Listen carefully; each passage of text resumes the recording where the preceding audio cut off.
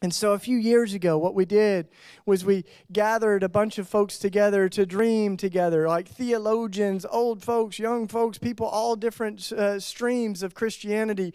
And we said, let's identify some of the marks of what it means to be a Christian disciple today.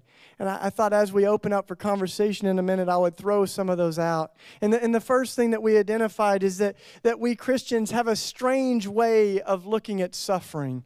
That suffering is not something that we are to move away from. But as people following the incarnation of Jesus, that suffering is something that we are entering into. That we are to not move away from the neighborhoods where there's high crime, but we're to move into them. We're to be people that practice resurrection and that take our gifts into some of the most forsaken corners of the world.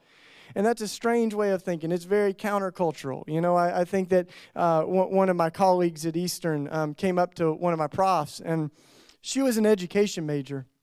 And she came up to my prof kind of bragging that she had applied to some of the best suburban schools, some of the highest paying jobs, you know, and the most prestigious schools in the suburbs.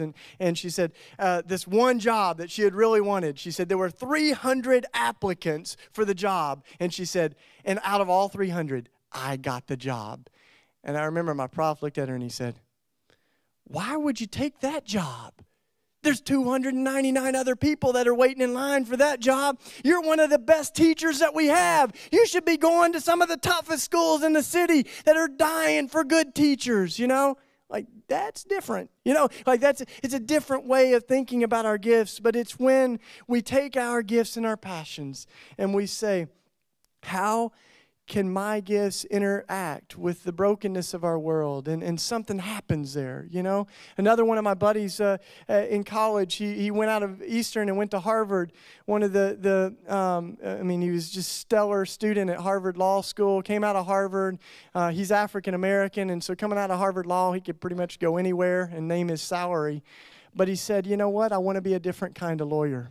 And he looked at the criminal justice system, and he said, in many places, we're not just locking up guilty people, but we're locking up poor folks and people of color that can't afford good lawyers. So I want to be their lawyer, and I'll do it for free if I have to. Like, that's different, you know? And I think one of the biggest questions that you can be asking is not just, am I going to be a doctor or a lawyer, but what kind of doctor or lawyer am I going to be? How can I use my gifts in a way that's meaningful for the kingdom of God on this earth?